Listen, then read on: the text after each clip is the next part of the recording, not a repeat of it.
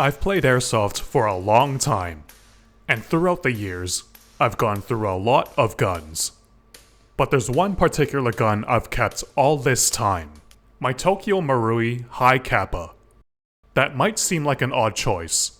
While many people do use Hi-Capas as a primary, it's generally not a first choice for skirmishing.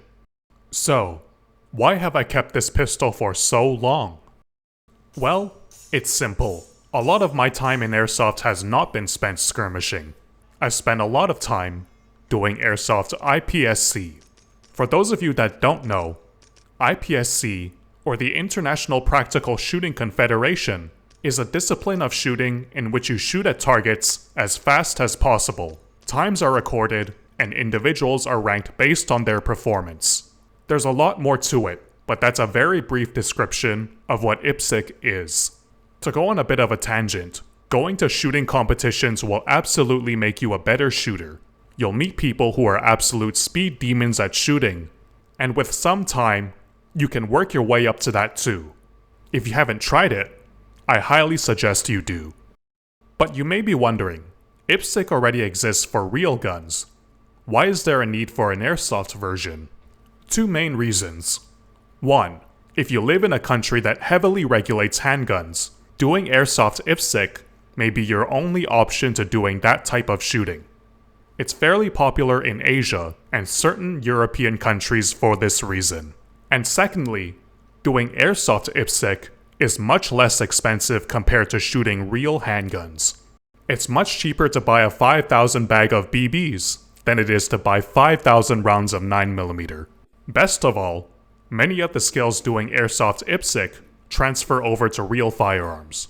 Whether it's the draw or reload, many of the techniques are identical. When I was a broke college student, shooting competition, or really, shooting in general, was something I couldn't afford to do regularly. But airsoft IPSC was something I could. So during my college years, that's what I did. With real guns, many of the top-level IPSC competitors use 2011s as their main handguns. Similarly, in the airsoft version, most use the Tokyo Marui Hi-Capa. There's a few reasons. Firstly, the Hi-Capa has an insane amount of aftermarket. You can build essentially whatever you want. And more importantly, there are plenty of replacement parts when you inevitably break stuff.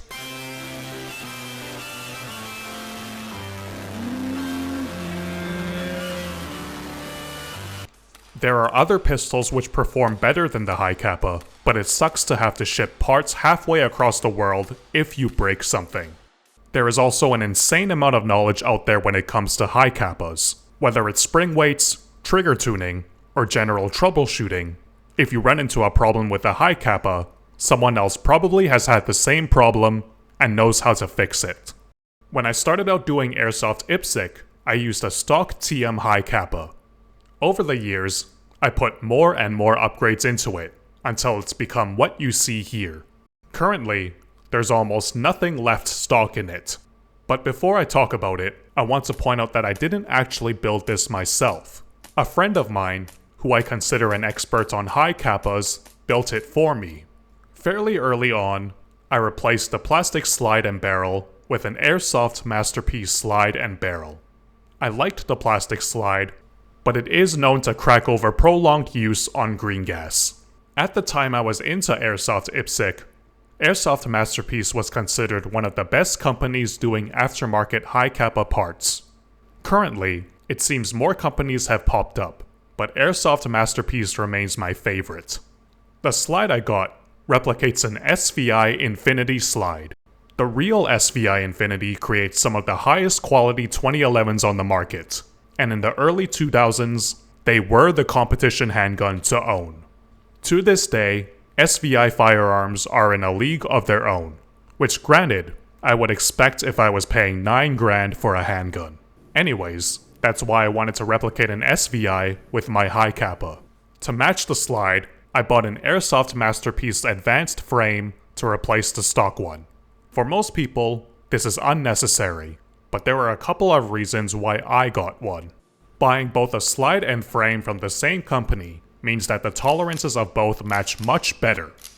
All these years later, the slide and frame still fit together very well.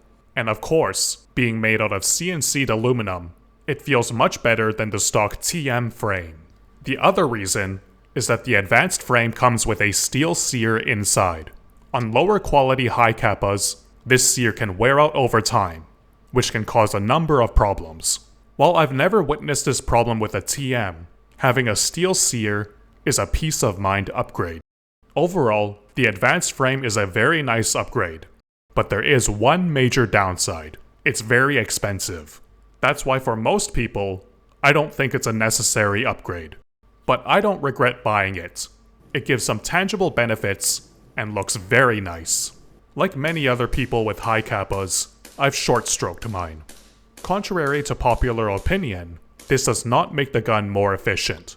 What short-stroking does is shorten the cycle distance of the slide. This shortens the cycle time of the gun and also reduces muzzle flip. Generally speaking, I would say this isn't something worth doing, because this also disables your slide lock. But when you're trying to shoot as fast as possible, this can help you make faster follow-up shots. To actually short-stroke the Hi-Capa, buffers are placed on the recoil rod. These ones are made by Joe Lau Precision. Joe Lau is one of the best airsoft IPSC shooters in the world. If you want to see how fast someone can get, check out his videos. I replaced the stock hammer with an Airsoft Masterpiece hammer. It looks really nice and sounds better compared to the stock hammer, especially in conjunction with all the other Airsoft Masterpiece parts. And of course, the trigger is Airsoft Masterpiece as well. It's been tuned to be very light, though I actually have more take-up compared to some of the other Hi-Capas that were being used. I felt tuned Hi-Capa triggers that essentially have no take-up, and while they certainly are fast, they're a little too sensitive for my taste. In any case, this one is certainly light enough for me to shoot fast. The aftermarket slide stop is from a brand called AKA. I filed down the actual slide stop mechanism since the gun is short-stroked. This is something you'll need to do if you're planning on short-stroking your gun. And of course, a competition Hi-Capa would not be complete without a magwell. I have an SVI-style magwell also made by AKA to help with reloads and complete the look. The grip is the stock TM grip. I do like the look and feel of the Airsoft Masterpiece aluminum grips, but those are incredibly expensive. Instead, I had my friend stipple the grip, and it's worked well for me.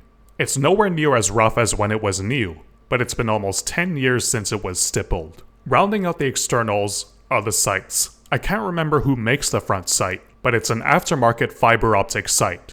And the rear sight is actually stock. I've always wanted to replace it with a lightweight rear sight, since that can further increase the cycle speed of the slide, but I never got around to it. In fact, I've used these rear sights for so long that the adjustment screw has actually broken in half. A fiber optic with blacked out rears remains my favorite way to set up pistol sights. It's very easy to put the front fiber on the target. Within the slide, my main change was the blowback unit. This is actually an old UAC lightweight blowback unit. This helps reduce the weight of the slide and helps with increasing cycle speed. If you're using a metal Hi-Capa slide, I would say this is almost a necessary upgrade. The rest of the gun is stock. The barrel, bucking, mag release, and everything else are stock TM. They've held up over the years, and I haven't felt the need to replace them. So, that's the gun. In all the years I've owned it, it's been pleasant to shoot. It doesn't have the same snappy feel of a modern plastic TM pistol, but that's because it isn't trying to be a quasi-realistic replica. This is a gun built to compete, and to shoot as fast as possible. Unfortunately, the place I went to that hosted Airsoft IPSC shut down over COVID. And since then, this gun has essentially sat in my closet. For me, it's a reminder of simpler times. A time when I was a dumb college student who shot at steel targets on the weekend. A time when the most controversial topic in the gun world was key mod versus M-Lock. And a time before a certain funny police game was released. I've considered selling this gun many times, but I never actually have. Other than being a custom gun that cost a lot to put together, it holds a lot of sentimental value to me. And who knows, if another Airsoft IPSC place opens up, it just may see the light of day again.